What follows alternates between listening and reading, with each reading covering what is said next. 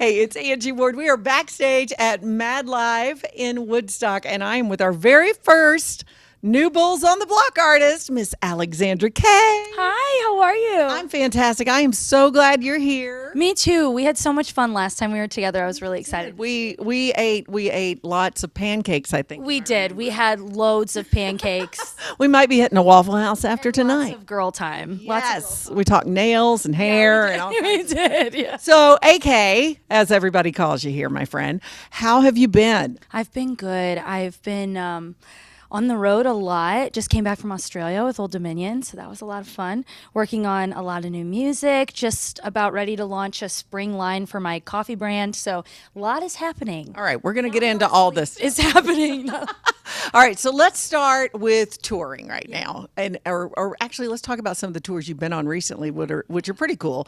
You were out with Tim McGraw. I was out with Tim McGraw, Brad Paisley recently, Jelly Roll.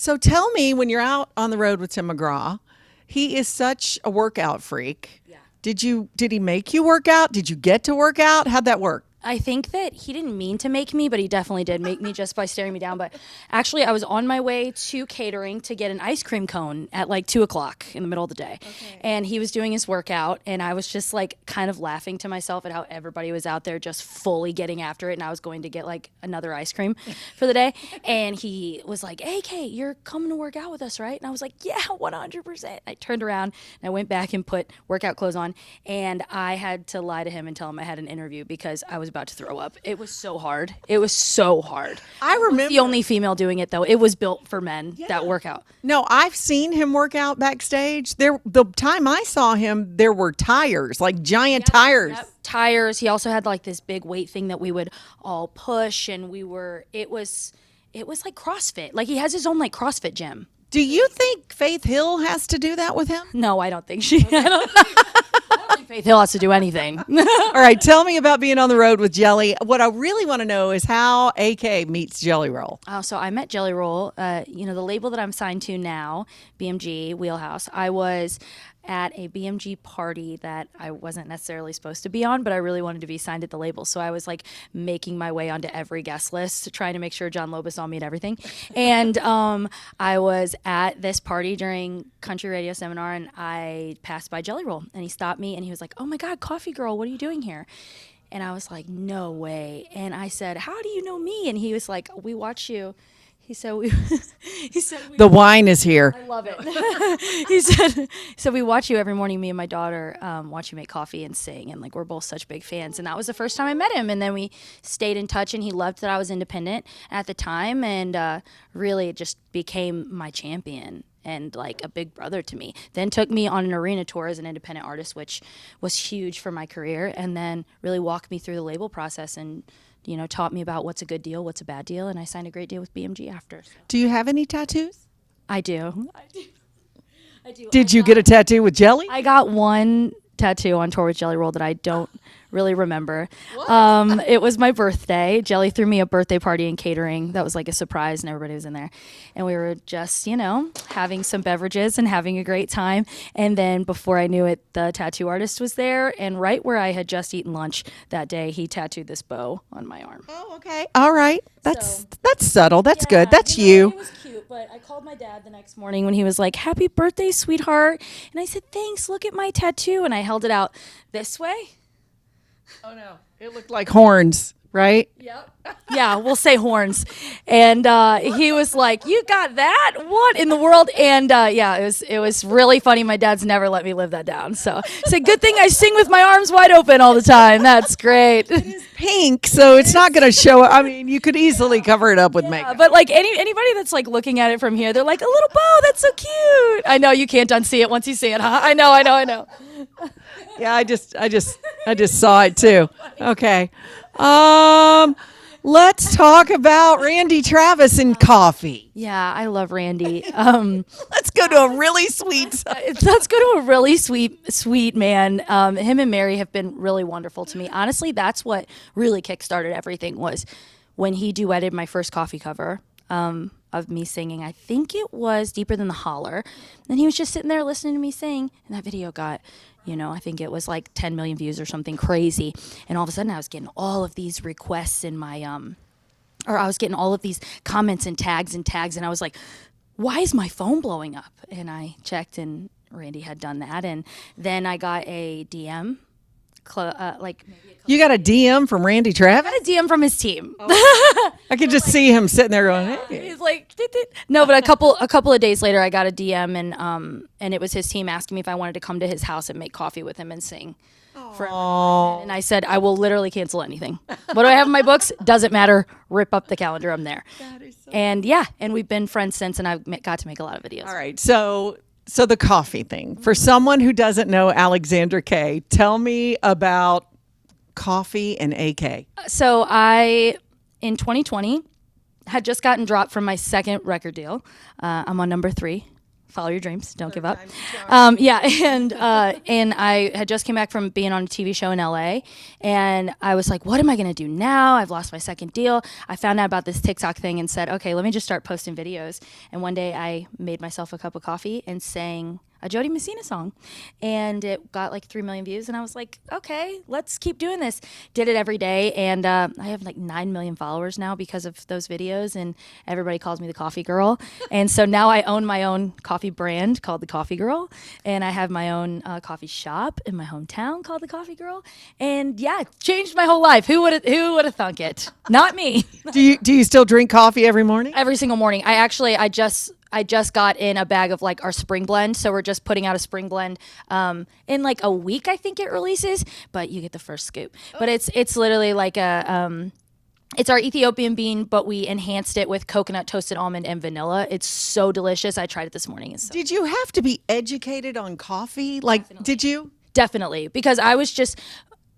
were you like the only thing I really know about it is I guess how to market it, because how I got the idea was those videos were getting so many views that all of the coffee companies were sending me their bags and paying me to put their bag in my video and to make it with their coffee. And I was like, well, this has got to be worth something. Maybe I'll make my own one day. And it did take a few years because I had to learn about it and I had to find the perfect location, and all timing worked out. I got to retire my dad from a job he's been in his whole life, my whole life.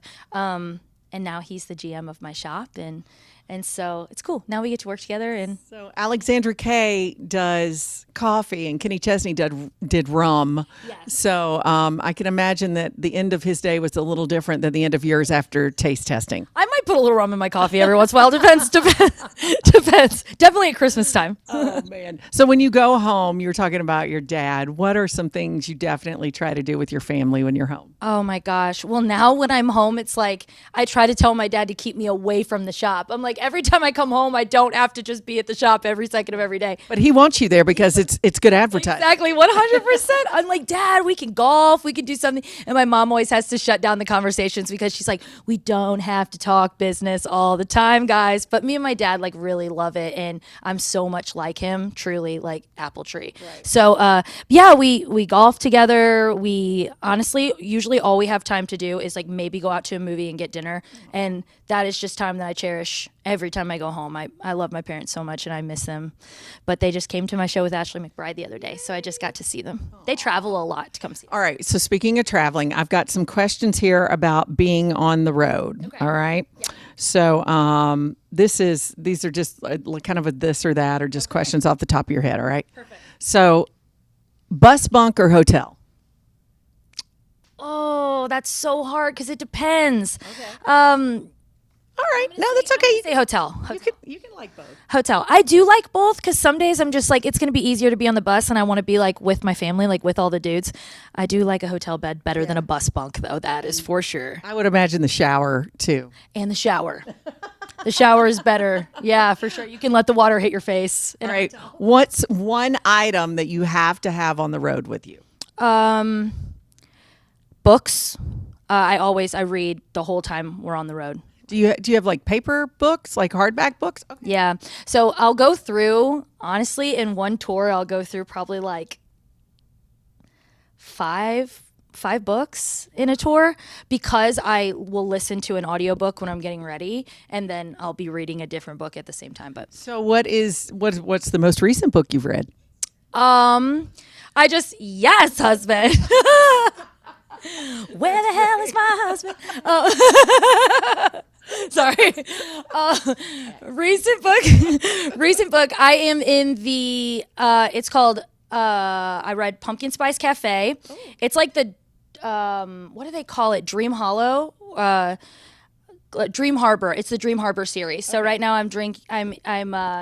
She's drinking coffee and bookstore, but I'm reading Cinnamon Bun Bookstore. It's just like I read Housemaid, the Housemaid series right before that, and I needed something like light and not dark because series was so good, but it was so dark. I was like, I need something like where two people in a small town fall in love. You know what I mean? So that's what I'm reading. All right. Cinnamon Bun Bookstore. Rocco makes fun of it all the time. Yeah, what's Rocco reading while you're doing that? Nothing. But did he not make fun of it? He was like, shush and just read your Cinnamon Bun Bookstore. That's love right there. That is love. All right. So what is the most unglamorous thing about being on the road that your fans really don't know about? Oh, the most unglamorous thing about being on the road is probably our food situation. Like, you don't get to eat anything but disgusting fast food or anything fried, and you're usually eating for the first time at like 1 o'clock in the morning, or that's your dinner time. So it's honestly like it's really hard if you're trying to be healthy and you're trying to be fit. I have a big surprise for you. Here at MadLife, we have an excellent menu, so we're going to make sure you have a good meal tonight. Yay. I'm like, it's either chicken wings, pizza, McDonald's, Taco Bell. Like, that's what we live off of. So. Well, all right. We've got the album out, debuted top 10, second win. Congrats on that. Thank you so much. It's so much fun getting to put an album out that isn't depressing, like my first one. And I get to tell you all about my boyfriend, how much I love him. And so that's really fun. We're talking about Rocco. Yeah. I'll make him blush a bunch on stage while I sing love songs to him today. He's such a sweetheart. He really is. He takes really good care of you. He really is. He's like the best person I've ever met in my life. I really wasn't trying to fall in love, I swear. Can we talk about that story? Can you tell that story? I love her love story with Rocco. Sure. So Rocco has been my guitar player for, I would say, probably 5 years now. And I actually met Rocco before I even got married to my ex-husband. We were just dating. And yeah, I hired him to be in my band. I used to call him my little brother, which is really creepy now. It's kind of weird. And very weird. And I don't still do that, I promise. And yeah, I got married, I went through my divorce. It was really, really tough.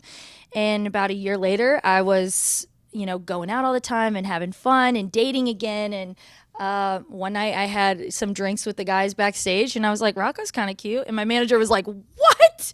No.